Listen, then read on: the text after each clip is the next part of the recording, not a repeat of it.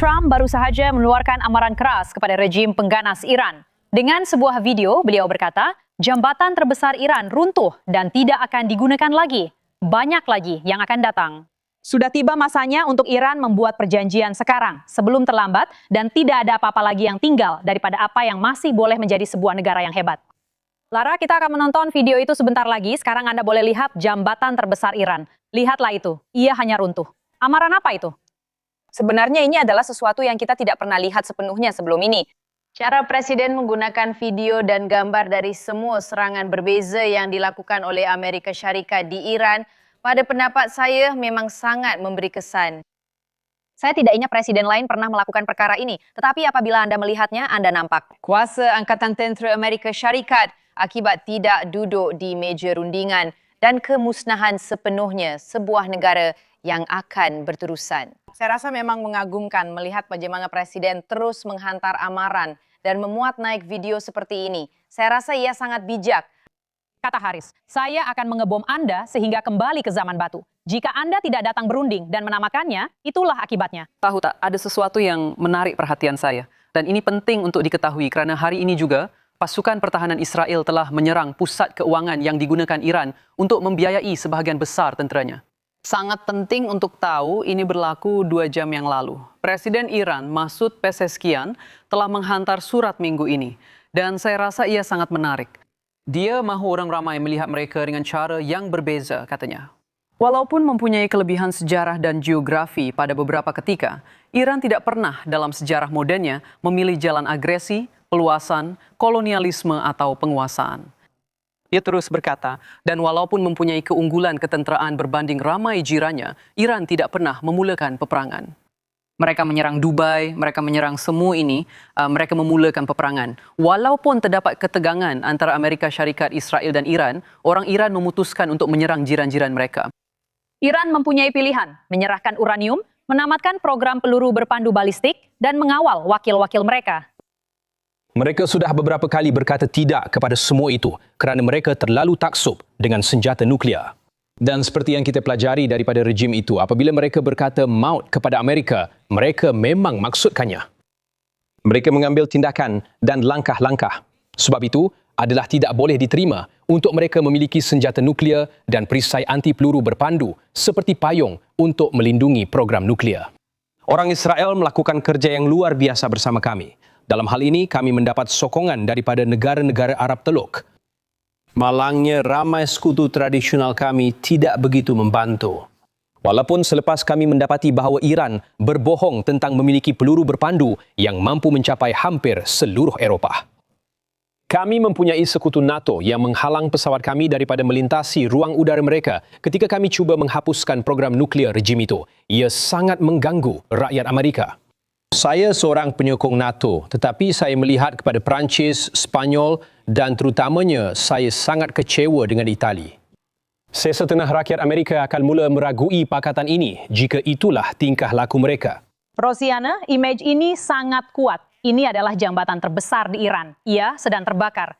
Sebagai ahli NATO, saya melihat Iran sebagai ancaman terbesar di dunia bagi saya, yang bersekutu dengan China dan Rusia. Jadi, kenapa tidak bertindak dan menyokong pemberontakan rakyat Iran? Sebenarnya kerana orang Iran telah menghantar peluru berpandu ke merata tempat dan mungkin mereka takut untuk negara mereka sendiri. Tapi awak tahu bagaimana pula dengan kapal dan perahu mereka? Tapi malam tadi, Presiden telah memberi amaran. Dia kata mereka akan menyerang Teheran dengan kekuatan yang sangat hebat dalam beberapa minggu akan datang. Dan Presiden sedang menunaikan apa yang dia katakan malam tadi. Ya, Haris, dan kita dapat lihat tindakan seiring daripada pasukan pertahanan Israel bersama Amerika Syarikat. Maksud saya, bersama-sama mereka membentuk satu kuasa yang dominan. Dan kemudian seperti singa yang menaum kedua-dua mereka itu.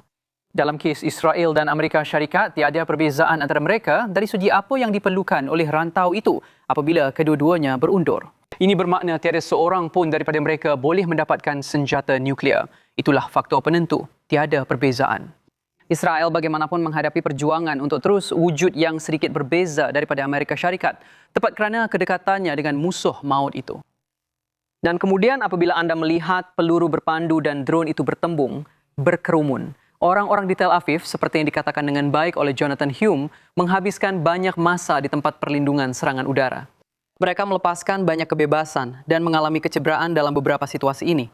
Tetapi mereka faham bahwa semua ini perlu. Saya berdoa untuk mereka. Ini adalah Paskah Yahudi. Ini adalah Paskah. Musuh membenci kita kerana kepercayaan kita. Itu memang jelas kelihatan, tetapi kami sedang menyerang mereka dengan sangat kuat, melakukan tepat seperti yang dikatakan oleh Trump.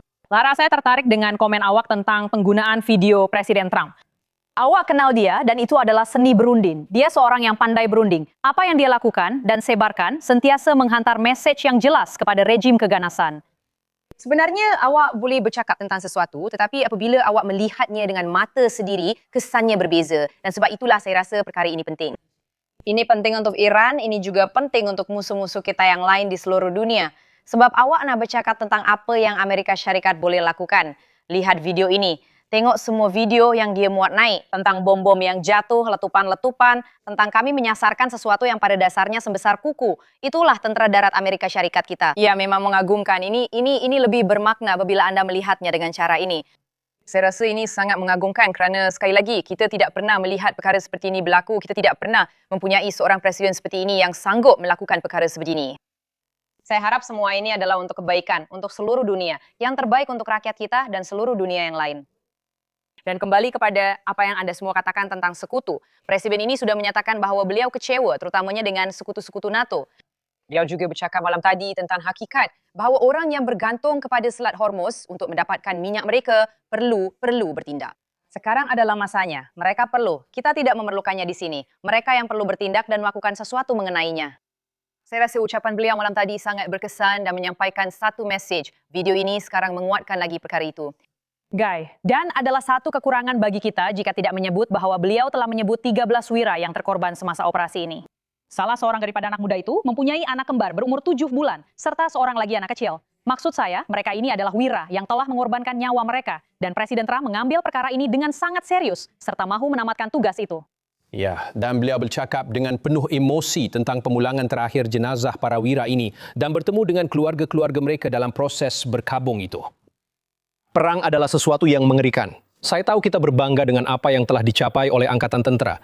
Terdapat banyak pencapaian besar hanya dalam masa sebulan, walaupun media melaporkan sebaliknya sejak hari pertama.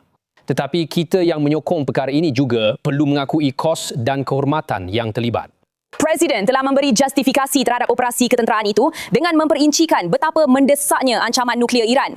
Beliau menggambarkan kenaikan harga tenaga dalam jangka masa pendek sebagai sesuatu yang sementara dan menyatakan bahawa ekonomi Amerika mampu menyerap kesan tersebut. Dan walaupun beliau menggambarkan konflik ini sebagai hampir berakhir, terdapat juga ancaman tersirat untuk meningkatkan ketegangan. Beliau membiarkan persoalan sama ada beliau boleh menghantar tentera darat terbuka atau sama ada kemenangan boleh diisytiharkan tanpa mengeluarkan stok uranium yang diperkaya dari Iran. Saya boleh katakan bahawa kita hampir mencapai semua objektif ketenteraan Amerika Syarikat tidak lama lagi. Kita akan menghentam mereka dengan sangat hebat. Dalam 2 hingga 3 minggu akan datang, kita akan membawa mereka kembali ke zaman batu, tempat mereka sepatutnya berada. Presiden menyatakan beliau sedang berunding dengan rejim yang lebih munasabah tetapi telah menyenaraikan sasaran termasuk seluruh infrastruktur tenaga Iran sekiranya tiada persetujuan dicapai. Penanalisis mengatakan bahawa itu adalah ucapan yang ideal untuk mendapatkan sokongan. Wall Street Journal menulis, liputan media di Zewara sangat negatif sehingga Iran mungkin percaya bahawa mereka sedang menang. Tetapi Trump berjanji akan melancarkan perang yang dahsyat jika mereka tidak meninggalkan cita-cita nuklear dan keganasan mereka. Dia tidak membuat sebarang tawaran untuk gencatan senjata. Trump meminta negara-negara yang bergantung kepada minyak dari selat itu supaya membeli dari Zilhauseina dan membangunkan keberanian untuk melindungi laluan kritikal tersebut. Presiden tidak mengkritik NATO dan tidak mengumumkan penarikan Zewa dari pakatan itu, walaupun beliau mencadangkan semalam bahawa situasinya tidak dapat didamaikan. Presiden Finland Alexander Stubb memuat naik, "Saya telah berbual dengan Donald Trump." Satu perbincangan yang membina dan pertukaran idea mengenai NATO, Ukraine dan Iran. Masalah-masalah perlu diselesaikan secara pragmatik. Tidak jelas sama ada perbualan itu dapat mengelakkan beberapa kata-kata keras daripada Presiden yang ditujukan kepada NATO. Dan sementara itu, Jack, Itali dan Spanyol telah melarang penggunaan pangkalan udara mereka. Macron berkata, dari segi ketenteraan kita tidak akan menang. United Kingdom cuba untuk menyusun strategi tetapi tiada sokongan di pihak kita. Ya, Perdana Menteri United Kingdom hari ini memimpin satu sidang kemuncak maya bersama 35 negara untuk cuba membina sebarang bentuk konsensus mengenai usaha ketenteraan atau diplomatik untuk membuka semula selat itu. Jelas sekali ini adalah tindak balas kepada tekanan kuat daripada Presiden Trump. Tetapi anda dengar Setiausaha Rubio berkata dalam rancangan Hannity malam baru-baru ini kan? Jika negara-negara itu tidak membenarkan Amerika Syarikat menggunakan pangkalan tersebut apabila diperlukan, NATO akan bertindak secara unilateral dan tentera berada di Eropah untuk pertahanan tempatan, bukan demi kepentingan Iran. Itulah mesej dari Rumah Putih. Apabila Setiausaha Agong datang minggu depan untuk bertemu Presiden Trump, mereka mungkin akan berbincang dengan lebih terperinci tentang perkara ini. Ya, saya rasa ada perbezaan besar antara menggunakan pangkalan kami yang kami bantu bina dan tidak membantu langsung dalam misi tersebut. Terima kasih, Jet. Terima kasih. Mereka sepatutnya sedar tentang perkara ini kerana sudah pasti mereka akan mengatakan bahawa terdapat satu perjanjian yang telah diluluskan oleh Senat dan Kongres tetapi hanya ada seorang panglima tertinggi. Perjanjian itu mungkin wujud tetapi presiden yang mengetuai angkatan tentera, jadi mereka benar-benar fikir mereka akan mengarahkan tentera untuk masuk ke sana? Tidak sama sekali. Apa yang juga menarik ialah hari ini Emirat Arab Bersatu sedang pergi ke Pertubuhan Bangsa-Bangsa Bersatu untuk meminta kecaman daripada Majlis Keselamatan atas penutupan selat itu.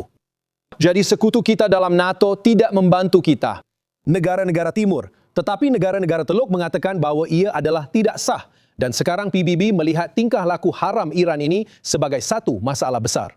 Adakah ini satu penjajaran semula? Ya. Ya, sekarang bersama Jonathan Hunt yang sedang bersiaran langsung dari Tel Aviv ketika Iran melancarkan peluru berpandu pada saat Israel menyambut Paskah Yahudi. Jonathan. Brian, selamat pagi kepada anda semua. Israel benar-benar menjangkakan dan bersedia untuk serangan peluru berpandu dari Iran bagi menandakan permulaan perayaan Paskah Yahudi. Dan itulah yang sebenarnya berlaku. Pelancar peluru berpandu, Iran melepaskan peluru berpandu demi peluru berpandu ke arah tengah, selatan dan utara Israel sepanjang malam dan sepanjang hari Rabu. Dan beberapa daripada peluru berpandu itu bersama dengan bom berangkai yang dipasang berjaya melepasi menyebabkan kerosakan di darat dan puluhan kecederaan. Sementara itu pengeboman oleh Senawa dan Israel terhadap Iran masih berterusan dengan api marak membakar berhampiran Isfahan di Iran. Itulah lokasi salah satu reaktor nuklear utama Iran. Namun, walaupun menghadapi pengeboman, pihak berkuasa Iran kelihatan semakin berkeras. Tiada perbincangan mengenai gencatan senjata seperti yang dikatakan oleh Presiden Trump bahawa Iran akan mencarinya. Sebaliknya, pihak berkuasa Iran berkata mereka bersedia untuk meneruskan perang ini selama mana yang diperlukan. Dengar di sini. Mereka mengabaikan keupayaan strategik kami yang luas. Jangan fikir mereka telah memusnahkan pusat peluru berpandu strategik kami, drone jarak jauh dan berketepatan tinggi, pertahanan udara moden, sistem peperangan elektronik dan peralatan khusus kami. Disebabkan andaian sebegini, anda hanya akan semakin terjerumus ke dalam payah yang anda sendiri ceburi. Kedutaan Amerika Syarikat di Baghdad sebagai contoh telah memberitahu semua warga Amerika bahawa mereka harus meninggalkan Iraq dengan segera. Mereka sudah diberitahu perkara ini sebelum ini. Terima kasih kerana terdapat milisya Iran yang beroperasi di Iraq. Salah satu manfaat daripada Iran yang lemah ialah rakyat Iraq akan mempunyai kawalan ke atas negara mereka sendiri kerana mereka telah menjangkiti seluruh bahagian utara. Presiden Trump berkata sesuatu yang penting semalam. Sesuatu yang mungkin tidak disedari oleh orang lain, tetapi sangat penting bagi saya. Ia adalah ketika beliau berkata, mereka telah melakukan kesilapan dan saya sedang membetulkannya. Saya percaya beliau merujuk kepada pendahulu-pendahulunya. Pada dasarnya, kita bersetuju bahwa Iran tidak boleh memiliki senjata nuklir. Apakah yang dilakukan oleh para pendahulu dan apakah yang Obama batalkan? Beliau menyatakan, jika Iran mematuhi perjanjian nuklir, mereka akan menerima $56 billion. Jadi, bagaimana ia berjalan? Dan bagaimana pula dengan 400 juta dalam bentuk uang tunai yang dihantar sebagai tambahan? Ia tidak berjaya. Ia adalah perjanjian nuklear yang gagal di bawah Biden. Dan 6 bilion aset Iran yang dijah bekukan, mereka menggerakkan sekutu dan 7 Oktober pun berlaku. Kita sudah coba cara itu, tetapi ia tidak berjaya. Dan Presiden Trump sedang membetulkan kesilapan-kesilapan itu dan berusaha memastikan keselamatan bukan sahaja untuk Amerika Syarikat, seperti yang Anda katakan, tetapi untuk seluruh dunia. Selain itu, ini bukan kali pertama beliau berunding dengan Iran. Ingatlah, beliau telah menghabiskan 4 tahun di Rumah Putih berurusan dengan Iran, diikuti dengan jeda selama 4 tahun. Jadi bukanlah seperti kita bermula dari awal. Presiden faham betapa bermasalahnya mereka dan beliau juga sedang menggalakkan dunia.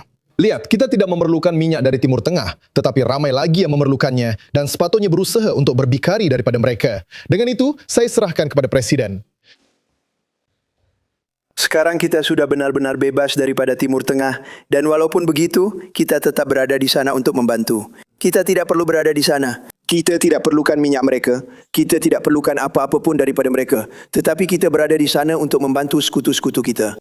Ramai rakyat Amerika bimbang apabila melihat kenaikan harga petrol baru-baru ini di negara ini. Kenaikan jangka pendek ini sepenuhnya berpunca daripada rejim Iran melancarkan serangan pengganas yang tidak masuk akal terhadap kapal tangki minyak komersial dan negara jiran yang tiada kaitan dengan konflik tersebut. Ini adalah satu lagi bukti bahawa Iran tidak boleh diberi kepercayaan untuk memiliki senjata nuklear. Mereka akan menggunakannya dan menggunakannya dengan cepat.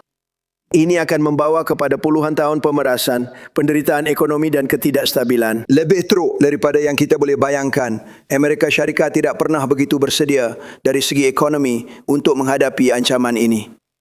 Perlu ditekankan bahawa kami baru saja menunjukkan kira-kira 1 minit rakaman lelaki itu. Versi Iran bagi Baghdad Bob bercakap banyak perkara mengarut tentang Iran. Semuanya berjalan lancar. Kami tidak jumpa peluru berpandu mereka. Kami hampir dapat semua yang mereka sembunyikan. Cuma perlu faham pandangan mereka.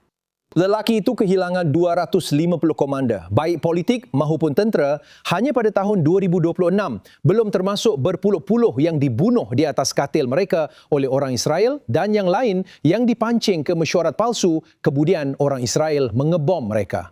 Kalau ada sesiapa yang faham apa yang sedang berlaku di dalam sana, itu adalah Israel. Dan kita baru saja dengar tentang pembunuhan salah seorang menteri luar dan keluarganya.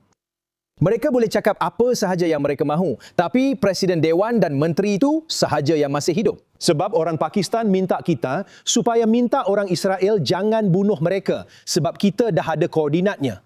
Ayatollah itu pasti sudah keluar pada hari pertama, dalam 1 hari sahaja. Siapa yang kata frasa terkenal maut kepada Amerika bukan satu slogan, ia adalah satu polisi. Sudah tentu ya, itulah memang polisi tersebut.